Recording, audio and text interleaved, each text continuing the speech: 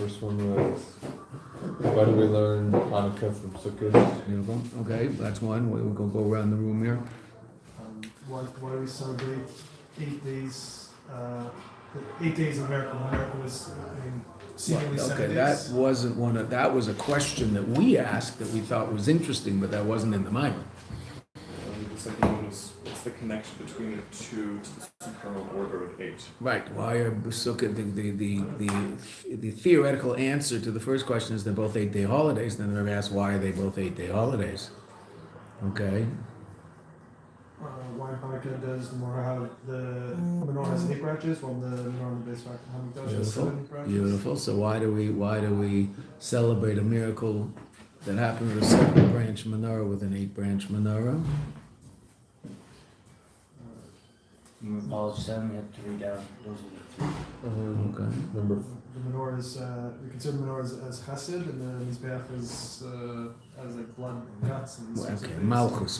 If you're going to say Chesed, say Malchus. Okay, Malchus. Is Malchus, Malchus. right? So what's the connection between the two? Seemingly they seem to be all Why would we learn? I mean, the Rebbe did not say Chesed or Malchus. I explained that based on the brackets where the Rebbe says Ubefrat Lefiyam of Rabbi Kaplan v'Chassidus.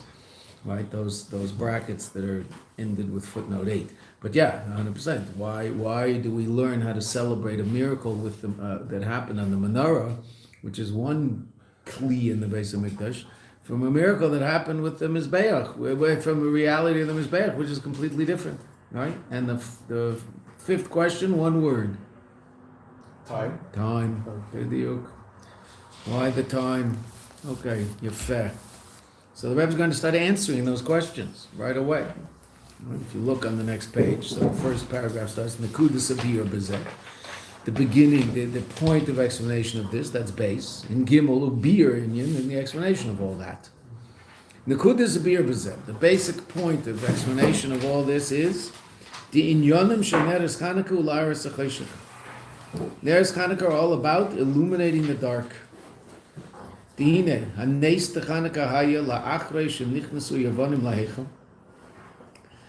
of Chanukah was after the Greeks entered into the Heichel. The Heichel is, as we'll see, I was going to mention it, the Heichel is the 9th level of Kedusha amongst the 10 levels of Kedusha in the beis Hamikdash, 10 being the highest. Kodesh HaKadoshim. Another name for the Heichel is Kodesh. And then there's Kodesh HaKadoshim, the Holy of Holies. Right, that's obviously the highest level of kedusha in the Mishkan and beis Hamikdash. Right, so the Greeks somehow nichnasu ivanim laheichel, and what do Chazal tell us about what happened? This is the Gemara in Shabbos describing what happened, and this will be very important. Timu kol hashmanim shebeheichel. They were matama all of the shemen shebeheichel. That's what they set out to do. They did other things. They were Matama the beis Hamikdash B'chlal. Why were they Matama Kol Hashmanim Shebeheichel? So the Rebbe will explain that in Ois Hey. And any time, now obviously it's going to be explained al pi Chassidus. Greeks don't know Chassidus. But any time something happens in history, so obviously it's Hashgacha Pratis that the Eibishter orchestrated events to happen the way they happened in order to teach us what's really going on. Right? Did the Greek know what the significance of being Matam and Shemen Beheichel was? Al Pi Chassidus? Of course not. But that's still what they did. Why? Well, the Eibishter made sure that that's what happened so that you and I would understand what their true intentions were. And that would be the clearest expression of their true intentions. We won't understand what that is until they say. But B'chlal, when we explain history based on Chassidus, so I don't understand. The people who are doing these things don't learn Chassidus, they don't learn Torah, they don't know any of this. So then why are they doing it? They won't even necessarily know the true depth of what they're doing. Right? But they're doing it. Okay, so what did they do? Timu kol hashmanim shebeheichel. What does that mean? That means they were really very, very powerful, the Greeks. Why? Because that's a very, very powerful level of Kedusha, and they were able to somehow be matame, that level of Kedusha. She's gabru sachoshech. Hitgabrut means to overcome, meaning the power of the darkness. The Yevonim, Haisa'ad Kerekach, was to such an extent, not only not only did they enter into the Heichel and they defiled the Heichel, Ela shetimu games kol hashmanim shebeichel. They were matama also all the oils in the heichel, all of the oil. Why? What's unique about oil? So what does oil represent? Obviously, oil is a very transcendent level of reality. The shemen hu bechinas kodesh. Shemen represents kedusha, holiness. Kamesha kasuv. When we want someone to be elevated to a higher level of kedusha, what do? We anoint them with oil. Shemen mishchas kodesh. The shemen, which is that which anoints someone to become kodesh. Kodesh mila bagarmen. Kodesh is something that stands by itself. The word kodesh means holy. Okay, that's true. But what it really means is transcendent. Right? Kadosh, kadosh, kadosh. Transcendent, transcendent, transcendent. What are those three levels of transcendence that we say every day? What do they relate to? Right? What? Instead of them talking with one another. Okay, that's what's happening. But what are they saying? What does kadosh, kadosh, kadosh mean? You say it every day in Uval Etzion. You explain the pshat in kadosh, kadosh, kadosh every day when you say Uval Etzion. The different levels of Hashem. I mean, Kadosh from this world, kadosh from higher worlds, and kadosh in time. Right? If you look in, can I please have a seat? Thank you. This is not esoteric. You say it every single day. I know we say it in a funny language, but I'm holding a book that has another funny language next to it. What? Or it wasn't small. No. Oh. Uval Etzion. Right?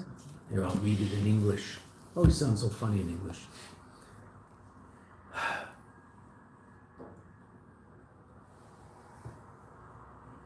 And the angels called to one another, Holy, holy, holy is the Lord of hosts. The whole earth is full of his glory. Yeah, okay. That pasuk b'Bechlal is hard. Malay chalayis kvedei. It doesn't say malay chalayis kvedei, but the world is full. It says the fullness of the world is his glory. Right? Really. But they translate it this way. Okay, and they receive sanction from each other. And they say, this is the Aramaic translation, holy in the loftiest, most sublime heavens, the abode of his divine presence, holy upon earth, meaning transcendent of heaven, transcendent of earth, holy forever and to eternity, transcendent of time. So when we say, that's what we mean when we say, it's here, we say it every day. So, in Uval Etzion. And I know there's lots of stuff we say every day that we don't pay attention to, but that's why I'm pointing it out, so now we'll pay attention to it.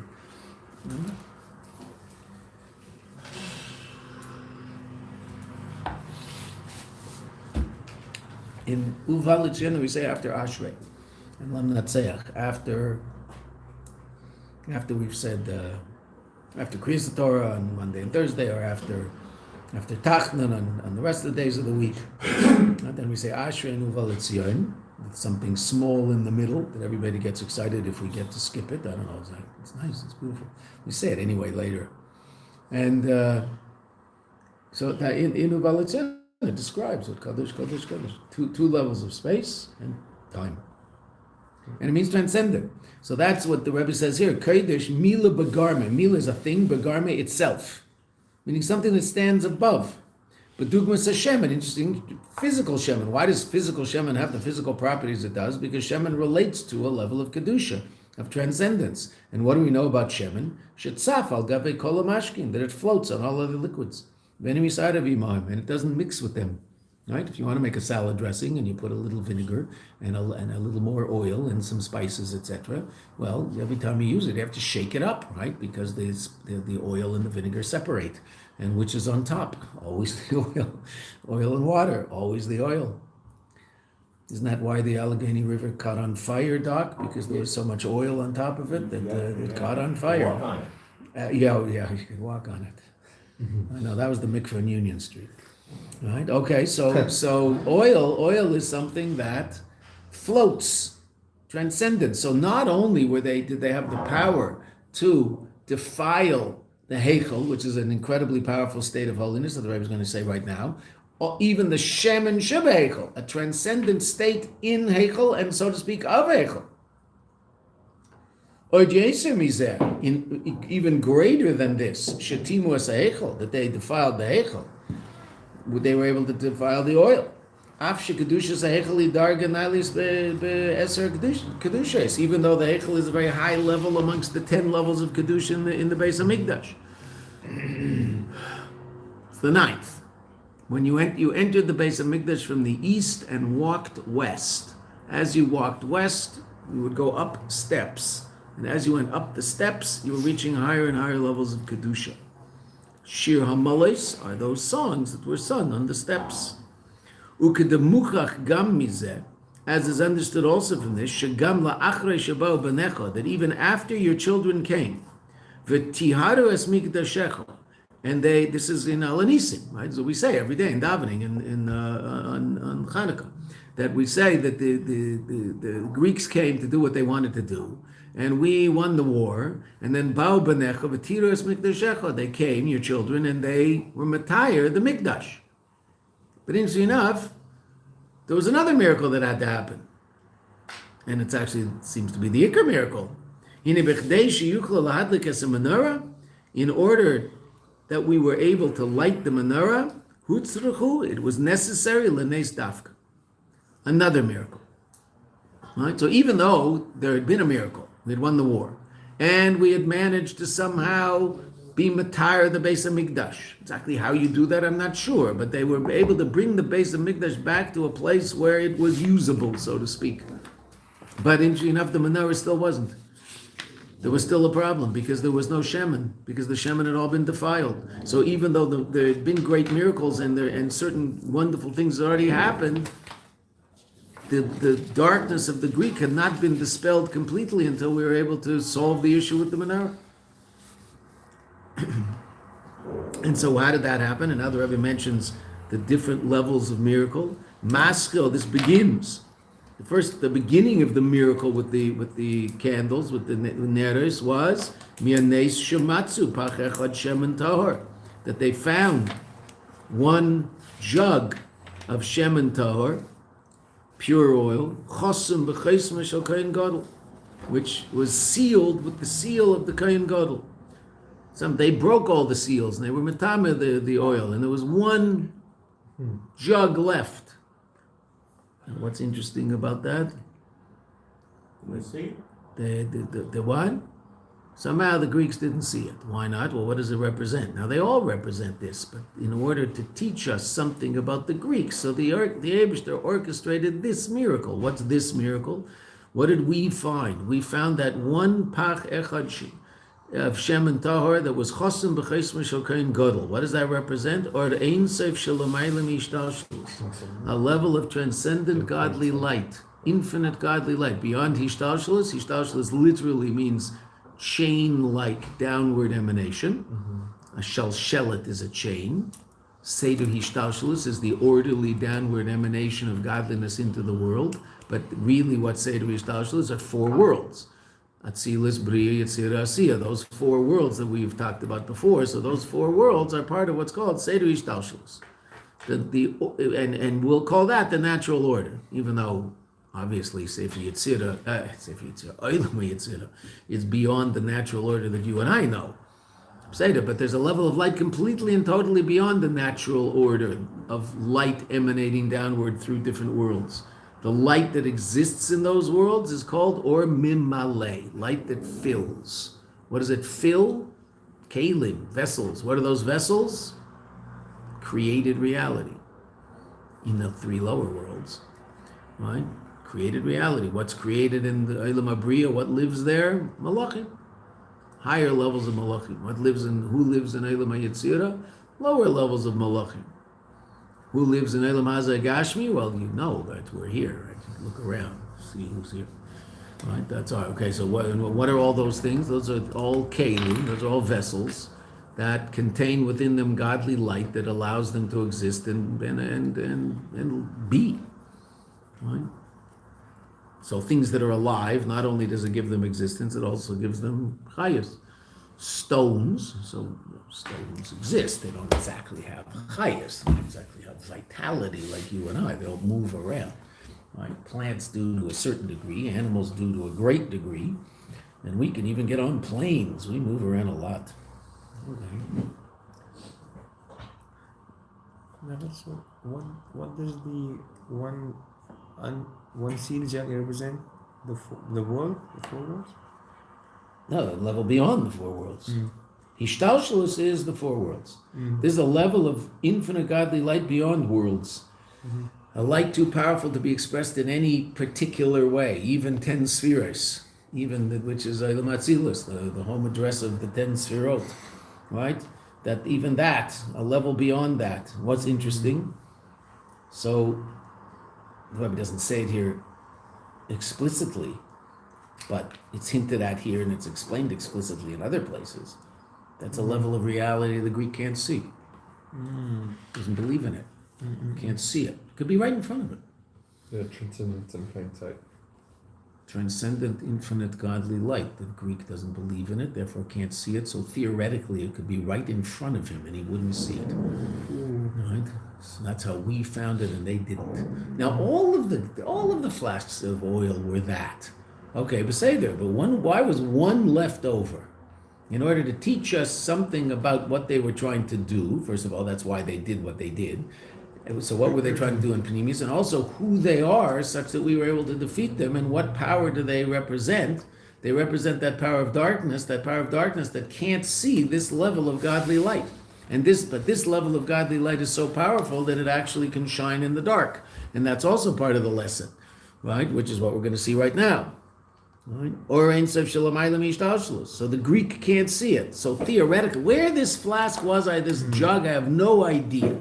In Gashmis, I have no idea how it all worked. They walked in and where it was. No idea. It was in a closet, hidden behind a box of Tide detergent. I have no idea where it was. Okay, but what does it represent? It represents a level of reality that the Greek can't see. And so that level was revealed to the Yidden after they had done what they did. We'll see what brought about this revelation was their Mesiras Nefesh. But that the Yidden could be sensitive to that level of godly reality. So they found it. That was the miracle, being sensitive to that level. And the Greek, it could be right in front of him. You'd hit him on the head. He wouldn't know what it is.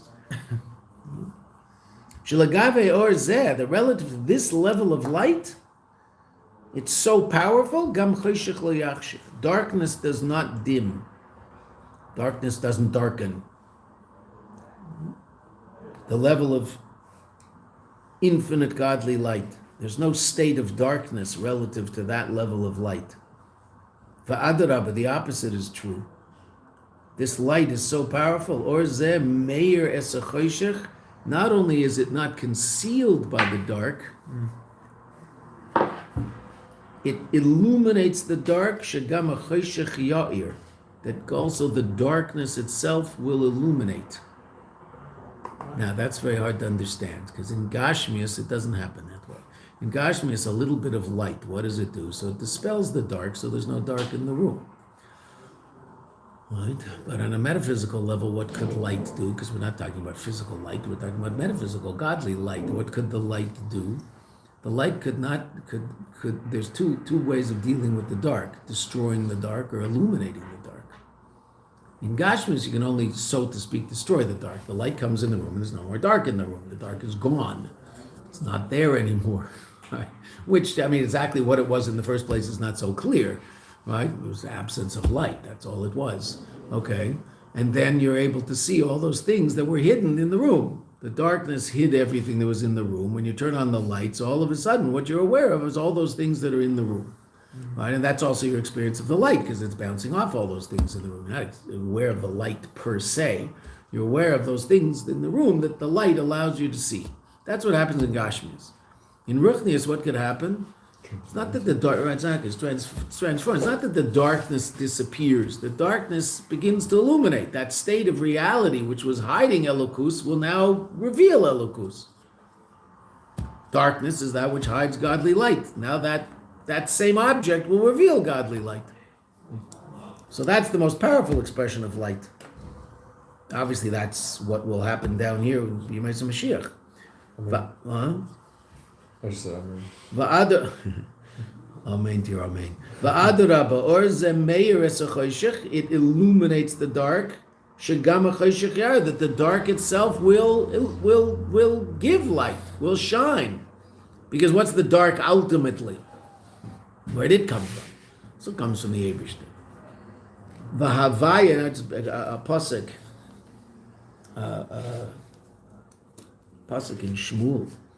V'havaya yagia choshki. Now, in brackets it says b'teisefes vav. It has a vav.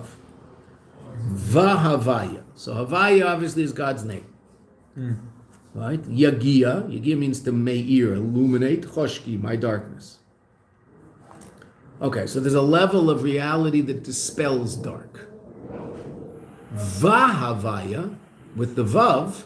So if you say and, what does that mean? That means there's something else in addition to that thing that I just said.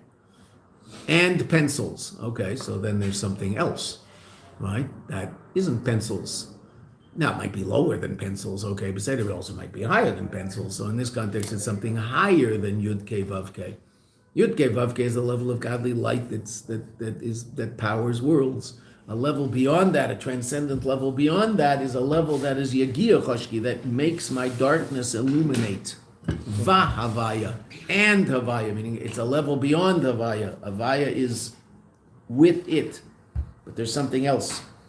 And that's the transcendent level. Yud Kei Vav Kei is the map. I mean, there's different levels of the name Yud Kei Vav Kei, but the simple pshat in the name Yud Kei Vav Kei is it's the map of Seder Ishtalshelus, so to speak. It's the map of the four worlds. It's the map of the 10 spheres. Yud is Atzilus, K is Bria, Vav is Yetzirah, K, the lower K is Olam Hazeh, Olam Asiyah, the world of action. Yud is Chokhmah, K is Bina, Vav are the 6 Midas, and the K, the lower K is Malchus, a map of the 10 spheres. That's Yud Kei Vav Kei, the light that brings up, that light that is the source of the vitality in the worlds. That's the simple pshat in Yud Kei Vav Kei, simple pshat. The source of heat havut, bringing into being. That's the word. It's a yud and then a hey and a vav and a hey.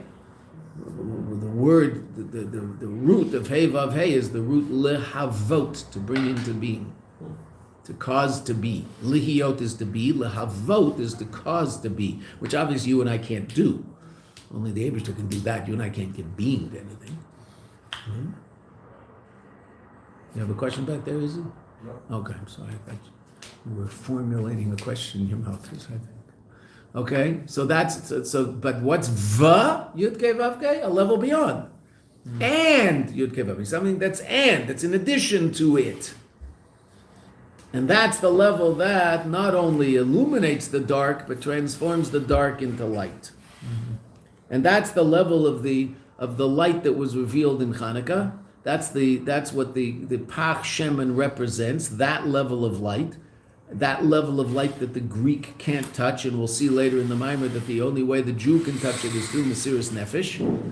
That's why, as a result of our Mesiras Nefesh, we merited this tremendous revelation and this tremendous miracle, because theoretically we could have won the war, been matar the beis of Mikdash. There wouldn't have been a miracle with the oil. Didn't have to be. And 8 days later, we'd start lighting the menorah. We'd light the menorah once or whatever, or maybe we'd do whatever the Ritva said we should do. What the Ritva said we did, we'd light a little bit and it would burn for an hour or two, and so that'd be it. And then 8 days later, we'd start lighting the menorah, and no one would know. Would we have a holiday? Maybe. Maybe we'd have a one-day holiday.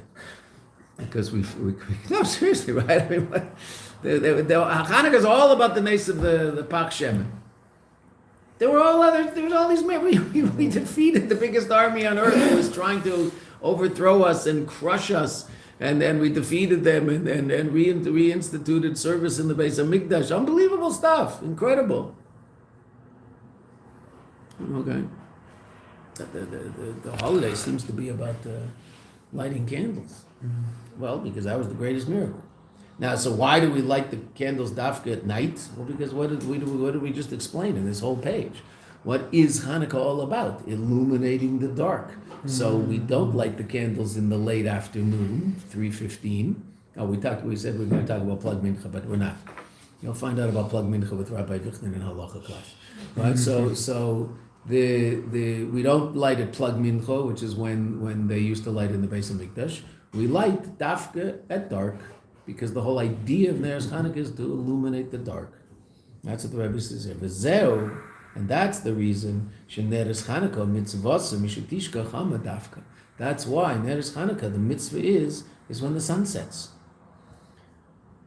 Ki inyan Ner Chanukah, because the whole idea of Ner Chanukah hulayar sechishach is to illuminate the dark. That's what Ner Chanukah are about. V'zeu gam. Now the Rebbe is going to explain something else. We're going to answer a second question. Now we answered our last question first.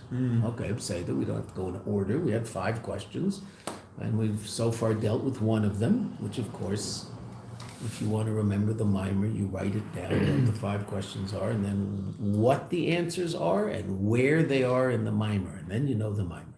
How do you know a mimer? How do you remember a mimer? Remember the questions in the mimer, remember the answers to the questions in the mimer, and remember where the questions were asked and where the answers were given. Then you know a mimer. Right? That's how you learn a mimer. Why is it important the location of the questions and Then answers? you'll know the mimer. Right? But location matters. Where's that? Where? Then you open up the book and you can find the answer because you know where the Rebbe answers that question. Where's that answer? Where is that question answered in the mimer? Oh, it's on the 3rd page over here, right here. After the Rebbe explains then I know what I'm talking about. Otherwise, okay, I know there's an answer, but I know there's a city called Cincinnati. I have no idea where it is. Then I don't know very much about Cincinnati, right? Seriously, same thing. Right?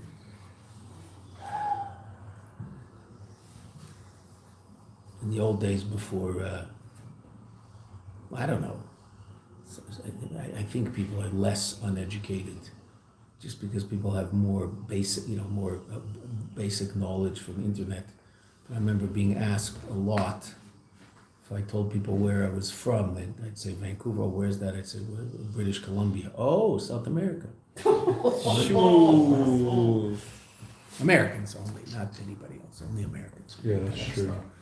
Sandy Koufax had a You basketball wanna- scholarship to the University of Cincinnati, where he went. There you For go. at least a couple of years. There you go. I'm glad I said Cincinnati because it's connected to Shem and Sheba Kodesh, right? To Shem and Sheba Heichel. Okay. V'zeu gam ma shener Chanukah im shmeina dafka. Why they ate? Before the Rebbe explains it, what did we just say about them? What did we just say about the Pach Shemen? What does it represent? Transcendent love. Transcendent light. What's 8? Transcendent. Transcendent reality. There you go. That was simple. Yay us. V'zeu gam ma shener Chanukah im shmeina dafka. Why they ate? V'chein, and the Rebbe is just quoting the Gemara. V'chein yoyim Chanukah tamnia inu. Tamnia is 8, because a taf in Aramaic is a shin in Hebrew. Right? There's an interesting creature. I don't know why it's called this in Hebrew dafka, because it's based on Aramaic. But there's an interesting creature called the timnon. What do you think a timnon is? Look at that word. We just read it. Timnon. What would be a timnon? 8-headed creature. An 8-headed creature? There's no such thing. I thought it was a There's a- Simone is 8. So then what's A a spider. timnon? No. Octopus. Octopus. Thank you. Very good. An octopus. What does octo mean? 8. Okay. He has 8 legs. Very smart. They evidently are extremely intelligent octopi. Yes. There's an amazing, amazing video that you can watch. It's absolutely niflaot haboreh. 2 octopi in 2 glass enclosures. They put a can, a bottle in one with a screw top. The first octopus is figuring out, he's like, those legs, it's so bizarre. Those legs are going around trying to figure out what to do with this thing turned upside down. Then finally, after quite a while, he figures out how to open it. And he eats what's in there. The guy's watching him. His friend in the other tank is watching him. They put it in him. Picks it up and opens it right away. Oh. He saw his buddy do it. Wow. They're evidently extremely intelligent. Like, they can't do math problems, but they can open up jars. They can watch someone open a jar and figure it out, which is really interesting. And they're so weird. They're such a. What did the Abishter think when he did that? Like, oh, I'm going to make this weird head with 8 legs coming out. And they're evidently the most creative hunters in the sea. They're just unbelievably creative in how they find their prey. They can look like a fish. They can make themselves look like a Almost, snake. it's fascinating what they do down there. They're just the weirdest looking things. You know, you see them in the aquarium. The Abishter created them, so we should go, wow, look at that. That's something else. The Abishter is amazing. Okay, Shemispar Shmeina, Murder instructs Al Bechina Shalamayla Mishtalshlus, a level beyond the Ishtalshlus, like we just said. So therefore, finding the Pach Shemen is a revelation of the 8th level. So Chanukah is an 8-day holiday. Shemitzad Bechina Zu Davke Efshar Lahar Gam Esacheshech. As a result, mitzad, as a result of Bechina Zu. Bechina generally means quality. Bechina can also be something akin to an equal sign. This is the Bechina of that. These two things are equal. Shemitzad, if you ever learn Lekutei Maharan of Rav Nachman of Breslev, so he uses the word Bechina all the time, and this is Bechina this, which is Bechina this, which is Bechina this, which is, so this equals this equals this equals this. That's how the equation works. Shemitzad Bechina Zu, as a result of this quality, Davka, specifically the quality of 8, Lamayla Misedu Ishtalshlus, beyond the natural order, Efshar Lahar Gam Esacheshech, can also illuminate the dark. So 8 and the time of Chanukah go together. The time of Chanukah is dafka when it gets dark, because the whole idea of Chanukah is to illuminate the dark. Why? Because Chanukah is the celebration of a level of light that illuminates dark. And what's that? The transcendent level of Or Ein Sof, that is beyond Seder Ishtalshlus, beyond the natural order, that is represented by the Pach Shemen that we found. That's what the Rebbe just taught us. Okay, amazing. So that's the basics of Chanukah. Mamish, just basics, just the headline, but that's the basics. Ubir Inyan B'Avedas Adam. So let's explain all this in Aveda. Yuvan B'Hakdim Mavur B'Drushe Kfeit Kedushas Marichami Admo. As usual, right? It has been very interesting up until now. The Rebbe has gone 2 full chapters in the Mimer without mentioning one other Rebbe, which is very odd. Usually the first thing you'll see at the beginning of a mimer is a question asked or an idea explained by one of the other Rebbeim, and then the Rebbe's mimer is the explanation of that. We haven't seen another Rebbe. All of a sudden here, Baruch Hashem, the Frierdiker Rebbe shows up, and the Rebbe quotes the Frierdiker Rebbe. Ubir Inyan B'Avedas Adam Yuvan B'Hakdim Mavur, that which is explained by Drushi. Drushi means drushes, but it means mimer. Kfeit Kedushas Meri V'Chami, my teacher and my father-in-law. Admor, the Rebbe. The way the Rebbe used to say it in Yiddish is the Rebbe der Schwer. The Rebbe, the father-in-law. The Zesha Yavonim, that which the Yavonim, Timu es Hashmonim Shebehechel, that which they were starting to understand why they did what they did, even though again, in Ois Hey we'll understand it more fully. They were Timu es Hashmonim Shebehechel, they defiled the oil in the Hechel, because what was their war? Nesha Kol Milchamtam. Their whole war against the Jewish people, Haisa Milchama Ruchnis, was a spiritual war. They weren't necessarily interested in wiping out any remnant of the Jewish people.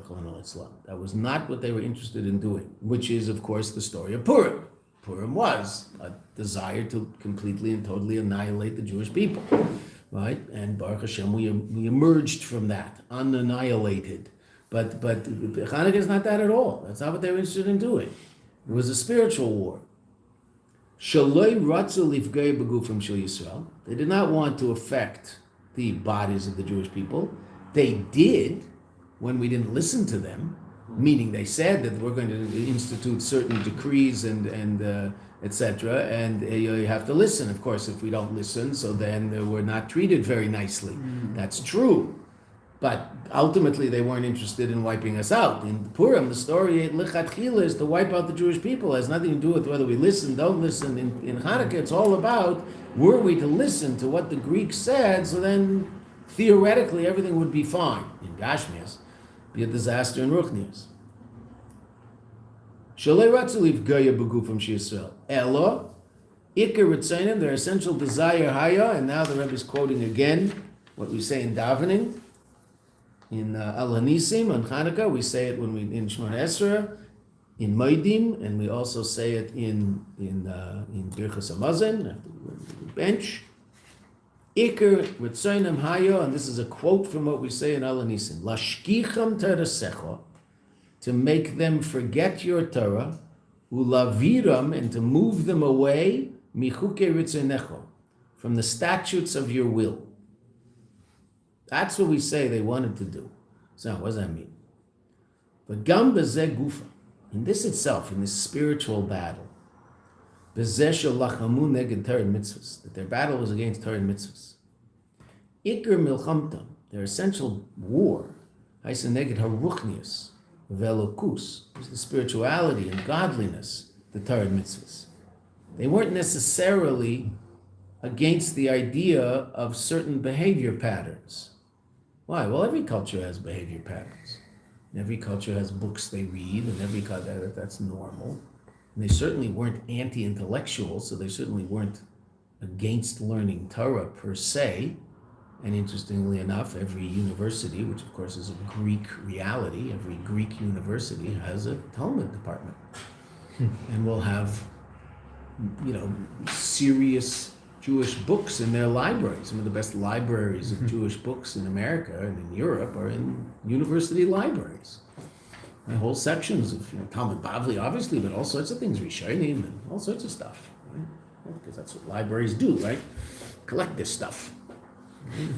I mean, it might collect dust also. I don't know. It depends on who's in the university. Right? Part of the collection. Yeah. But they weren't necessarily against the idea of Torah and mitzvahs per se. They were against the idea that we should connect Torah and mitzvahs to the Eibishter as opposed to cultural activity.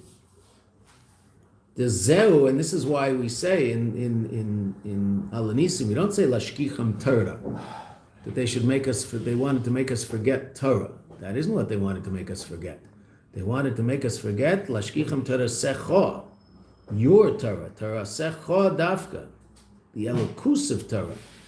The fact that Torah is an amazing intellectual enterprise, learning Torah, the Greek has no problem with that. Matter of fact, he's in favor of it.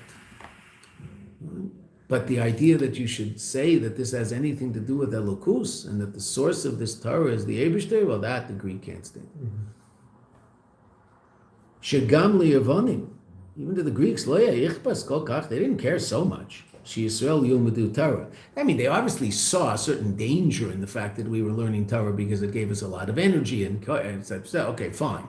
But the idea of learning Torah per se didn't bother the Greek. Again, there's a Talmud department in most universities. You can probably get a Talmud class in the University of Maryland. Well, okay, fine. Just don't walk in wearing a yarmulke. Why? Because they're not into the God of it. It has nothing to do. I didn't say you shouldn't. You should, because you always wear a yarmulke. But the average person is not supposed to walk in wearing a yarmulke. Why? Because that shows that you think that there's something holy and godly about this, and they don't believe Why that. in the world did they even have a Talmud there? Because they believe in intellectual endeavor and find the Talmud is probably the greatest single book ever written by human beings. And so anybody who would consider themselves an educated person in the old days would learn Talmud. That's why the minister who questioned the Alter Rebbe in jail before Yotes Kislev, right? The whole story, he questioned the Alter Rebbe about a pasuk in Chumash. And when the Alter Rebbe gave Rashi's answer, what did he say? I know what Rashi says, I want to know what you say. Meaning an educated goy knew what Rashi said on the Chumash. Why? Because he's educated. That's what it means to be educated. Educated does not mean I know whether Sandy Koufax went to the University of Cincinnati. I'm sorry, that's not being educated. And I'm just picking on you, Doc. You're educated. You were educated. That isn't an expression of your education. Right? You were educated. I didn't say you weren't and aren't. But that is not. What does education mean? What was college until about 30 years ago? Now it's a trade school. College has nothing to do with education. It has to do with making a living. right? It's a trade school. It used to be there were trade schools where electricians went, plumbers went, and carpenters went. And then there was a university where people who wanted to be educated went. Educated in a culture that we don't believe in. Okay, Beseder, but still educated. About what? Well, you couldn't get a college degree if you didn't know the classics. If you didn't spend some time reading serious English literature, certain Greek literature, you had to read Homer. If you didn't read those things, you didn't get a college education, you didn't get a degree. Why not? Well, because that was what it meant to be an educated person in the Western world. So Talmud wasn't. It was an elective. You didn't have to, right? But would an educated person know? Yes. A seriously educated person would know. Why? Well, because it's an unbelievable. I'm saying this in completely secular terms because this is the Greek. It's an unbelievable expression of the fruits of human intellect, beyond belief. That book, and it is. It's an unbelievable book. Okay, we just happen to believe it's godly. Okay, so the Greek, that he gets very upset when we say it's godly, but you want to learn it? Well, of course, it's amazing. Learn the Gemara, all these amazing conversations between these, kings and local authorities and the Rabbanim, and asking them all sorts of amazing questions about how the world was created and how does this work and how they, right? That's what they were interested in. Because people actually, there was a time in the history of humankind when intellect was not simply used to figure out how to make life more comfortable. Intellect was used to understand reality somehow. Now, there's still people doing that. They're called physicists. Physicists who are still trying to figure out, what is it really? That's why they're so interesting, right? They don't necessarily get it right, but they're coming closer and closer all the time, right? Right? So, most intellectual endeavors now, how to make a better laundry detergent. That's what most people spend their intellect doing, which is chaval, because human intellect is pretty interesting. But I guess better that than how to make a better bomb.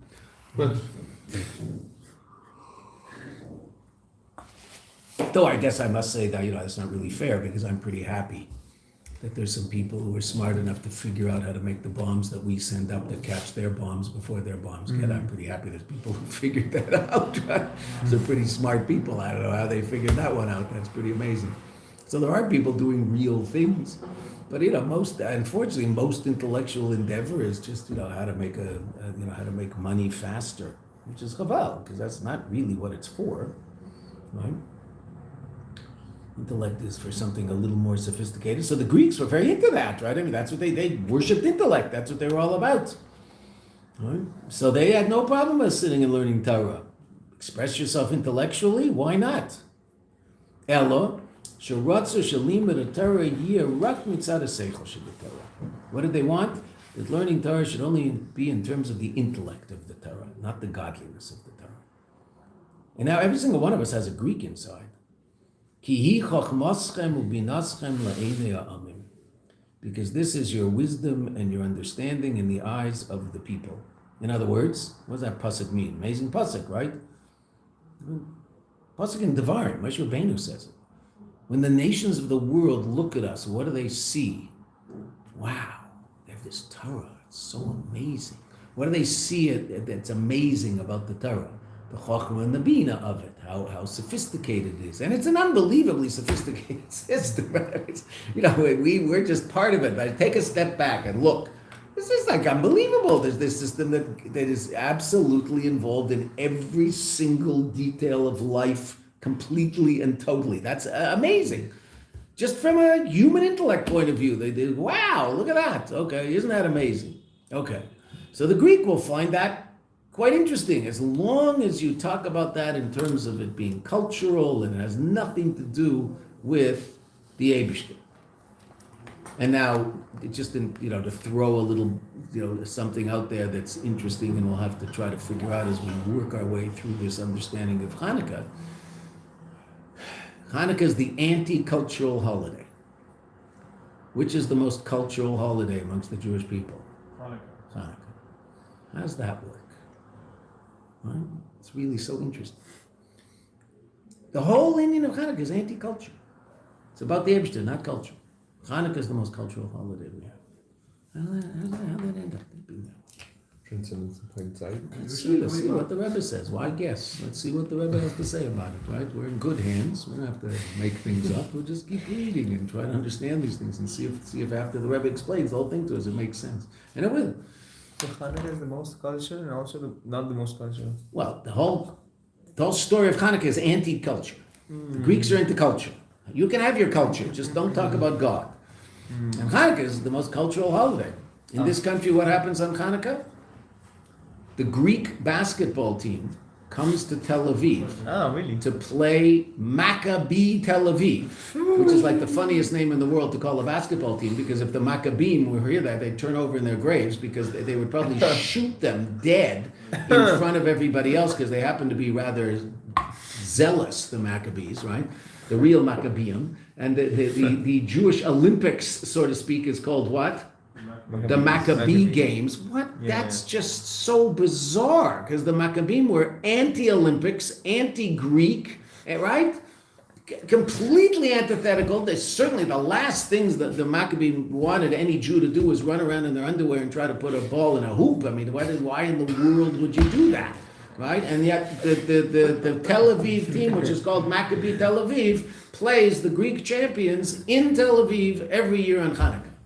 It's just completely the opposite of what Hanukkah is all about, but well, somehow that got in there. How? Right?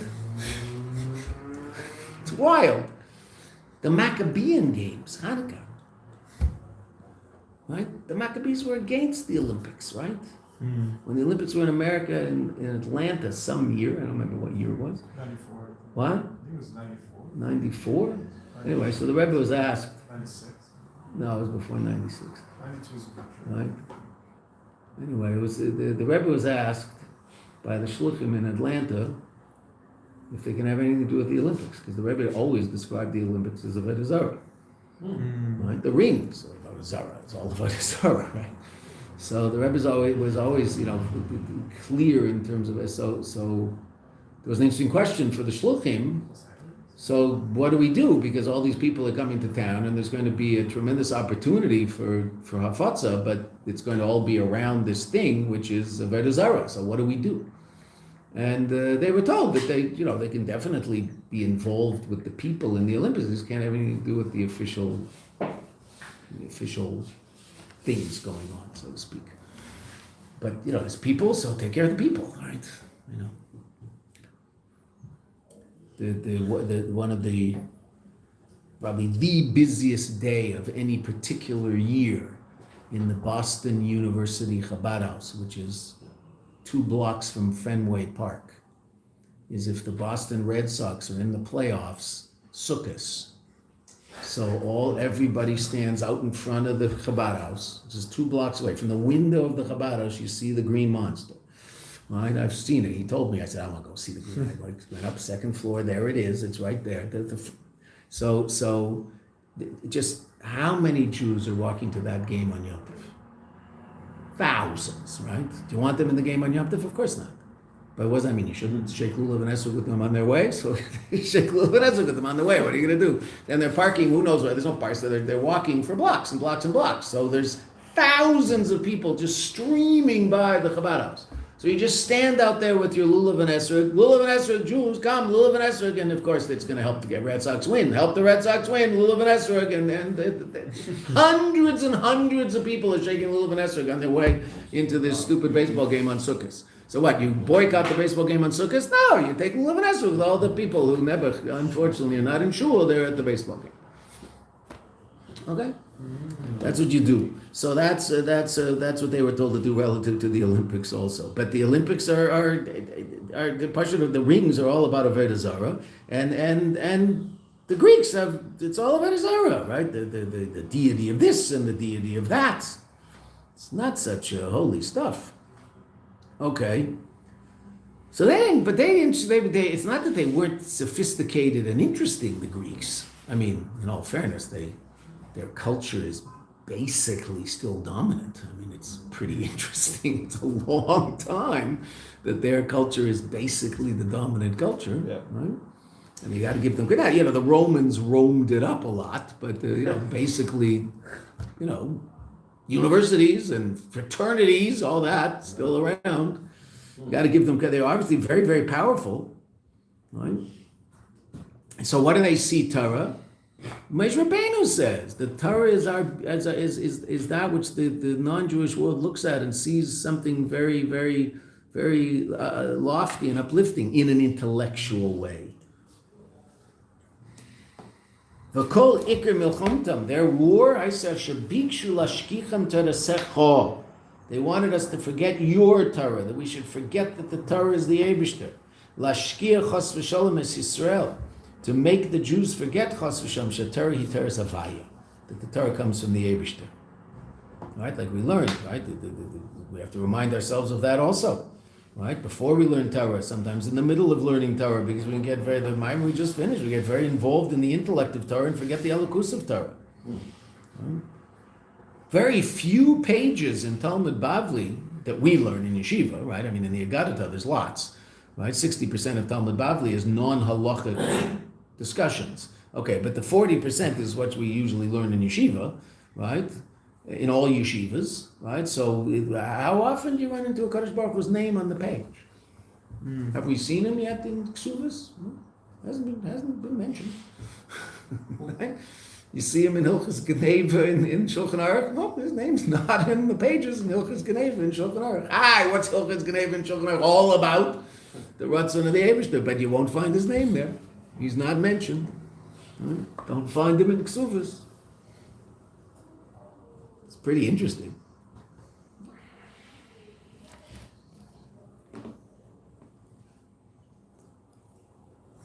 Lashkiach chas v'shalom es Yisrael she'Torah Torah savaya.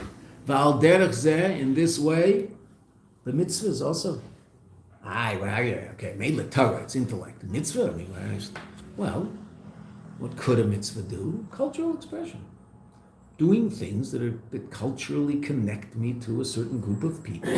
And even something, tefillin is rather obviously religious, okay, but even that, this is what we do, and we put on tefillin in the morning. Jewish men put on tefillin in the morning. That's just a cultural thing. We meet together and put on tefillin and mumble some words and then have some honey cake with schnapps. That's that's a pretty nice thing to do in the morning, right?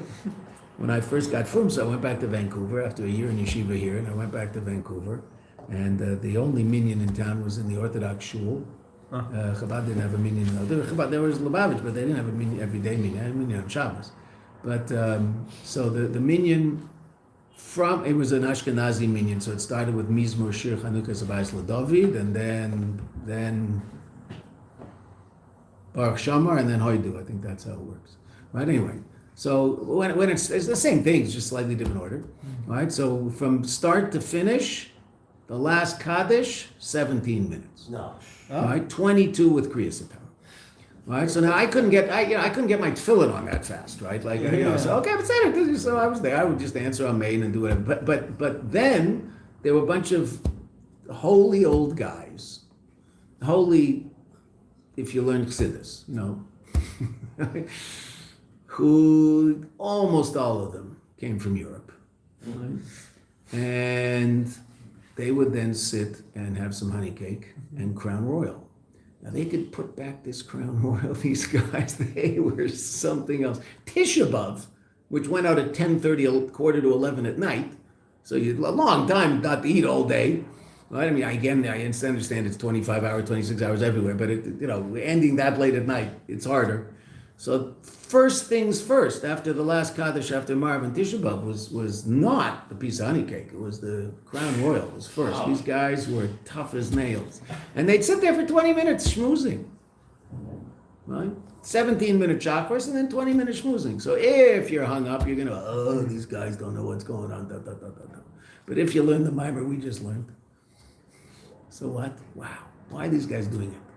Because God wants it. So nothing, no more, no fancy footwork. It has nothing to do with their own ruchnius, that's for sure.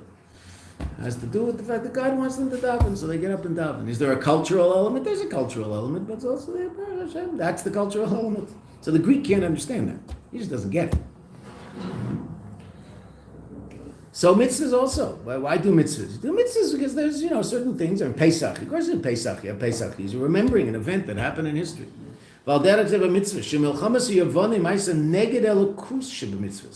Their battle was against the godliness of mitzvahs. You want to have certain behavior patterns? No problem. Just leave God out of it. Stop talking about the fact that God told you to do this. The reason you're doing this is because you belong to some sociological group of people, and those people have a history, and you're commemorating their history just like July 4th.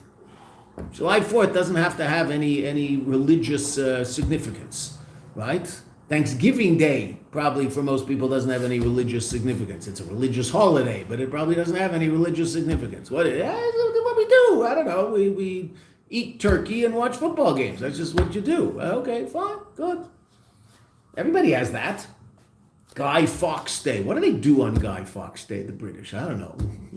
But it's Guy Fawkes Day. I didn't expect any Americans to know what Guy Fawkes Day is. Yeah, it's like the guy that blew up the gun. He blew up the parliament or something. I don't know. But there's a day called Guy Fawkes Day. I don't know what it is. What do they do? Who knows? They drink more beer. I don't know. Right, but whatever. It's like don't get God involved. What bothers the Greek? Don't talk to me about the Ratzon of HaKadosh Baruch Hu. Just talk to me about cultural activity. I get it. The Greek says.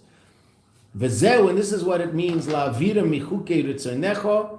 Let's just see this and we'll stop. We'll get to the period and we'll stop and we'll explain this more deeply on Sunday. V'zeu la'avira michukei ritzonecho. The first part is la'shkicha mitorasecho. Let's see, it's not me. Lashkicham Torah secha, your Torah. Ulaviram, and to move them away, michukei ritzenechem. Now, what's unique about a chayk? Can't understand. No intellect. Greek can't handle it. You can't explain why you're doing this intellectually. You're a moron. Don't do it. Right? The Greek can't relate to it. Just can't relate to it. So that he doesn't want us to do that. So what's that? That's basa b'chalav. Chalav is a chayk.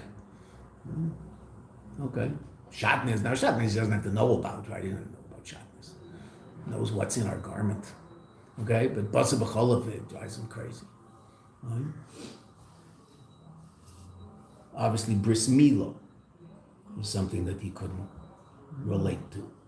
Masha mitzvah ritzenecha dezel lavina michukei ritzenecha chukei dafka, specifically chukim, which are laws that do not resonate in intellect, v'ritzenecha, and your will, because that's what they don't want us to recognize in a mitzvah. And now the Rebbe says the shnei perushim b'zeh. There's going to be two different explanations of this, and we'll see that on Sunday. Great. Can you repeat the last thing? Our will and? Chukim, which are laws that have no basis in